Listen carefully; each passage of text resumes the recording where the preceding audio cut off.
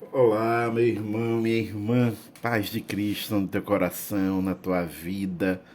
Vamos avançando, né? Nessa nossa terceira semana da Quaresma, vamos avançando em paz, na paz, mas não naquela paz acomodada, não aquela paz de elevador, não, na paz inquieta, que é a paz que Jesus traz. Aquela paz que mexe com a gente para nos colocar no rumo certo, no caminho certo, mas que por mais que mexa com as nossas entranhas, não nos tira da paz, porque nos coloca no diapasão, na dinâmica do Evangelho.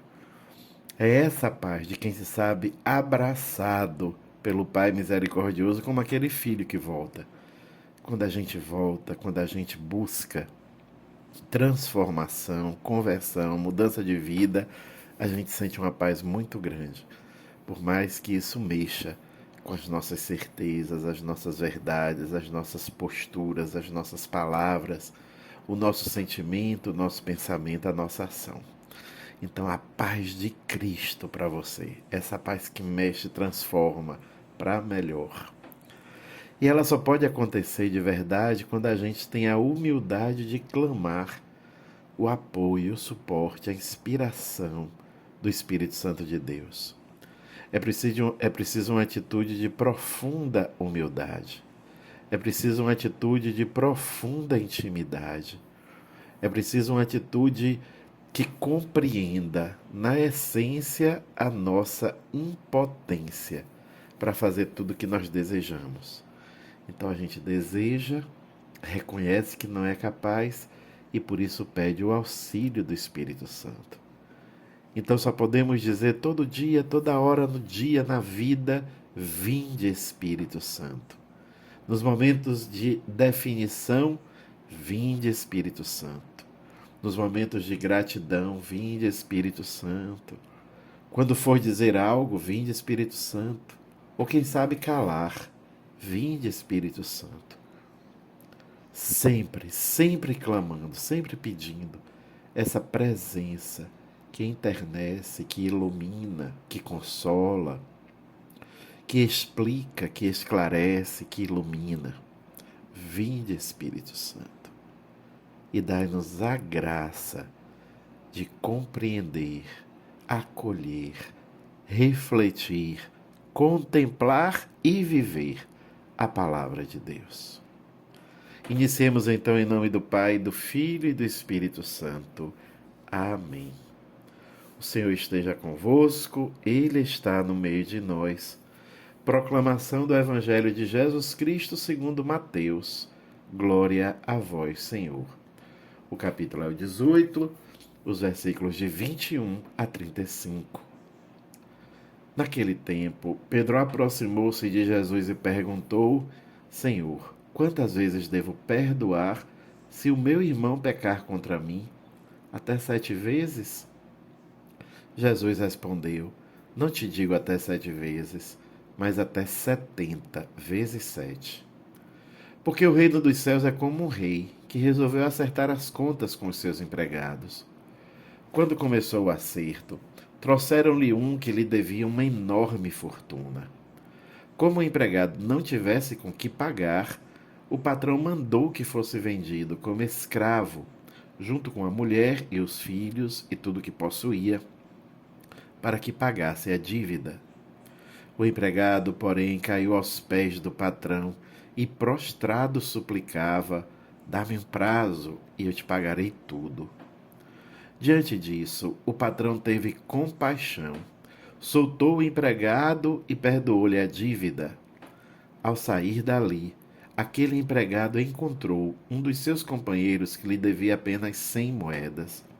Ele o agarrou e começou a sufocá-lo, dizendo: Paga o que me deves.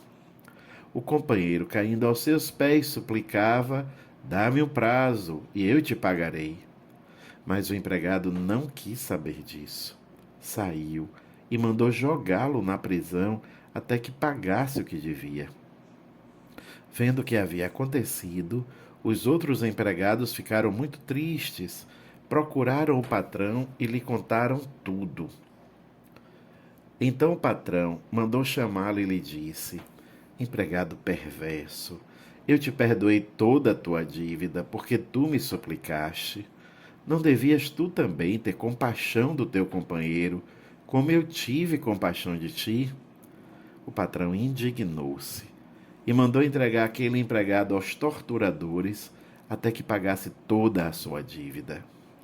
É assim que meu Pai que está nos céus fará convosco, se cada um não perdoar de coração ao seu irmão. Palavra da salvação, glória a vós, Senhor. Meu irmão, minha irmã, várias camadas importantes nesse evangelho de hoje. Primeiro, compreender o número 7 aqui presente, que é o número da perfeição na linguagem bíblica. Então, quando Pedro pergunta a Jesus se deve perdoar 7 vezes, está perguntando se deve perdoar sempre. Mas Jesus acha tão importante o perdão que ele diz não apenas 7, mas 70 vezes 7, 70 vezes sempre. A perfeição da perfeição, sempre. E vejam como ele acha fundamental, de tal sorte que quando nos ensinou a rezar, ele também colocou essa verdade na oração do Pai Nosso. Perdoai-nos assim como nós perdoamos. E aí a gente vai vendo o valor do perdão para Jesus, o valor da reconciliação, o valor da retomada, do encontro, o valor de deixar o coração livre, porque ao contrário do que muitas vezes nós pensamos e sentimos, perdoar, se é bom para quem é perdoado, é melhor para quem perdoa. O perdão é uma estrada de mão e contramão. É uma estrada que vai e vem. É uma estrada que liberta aquele que é perdoado e é uma estrada que liberta aquele que perdoa. O perdão é sempre um caminho de libertação. É sempre um caminho de restauração. Corações livres. Corações desapegados daquela dor, daquela pedra dura que é o rancor. De fato, nem sempre é fácil. Uma ferida muito grande dói muito e deixa até cicatriz. Demora de cicatrizar. E Deus compreende os tempos do nosso coração. Deus compreende as exigências do tempo para cicatrizar uma ferida profunda. Mas o desejo de perdoar é o começo do perdão. E quando a gente deseja perdoar, por mais difícil que seja, a obra de Deus vai se realizando. E como eu disse no início, quem pode realizar tudo em nós é o Espírito Santo de Deus. Quem pode realizar essa cura é o Espírito Santo de Deus. Então, no perdão, no desejo de perdoar, suplicar o Espírito Santo de Deus para que complete em nós o que falta, para que tenhamos um coração livre e possamos libertar o outro do nosso rancor.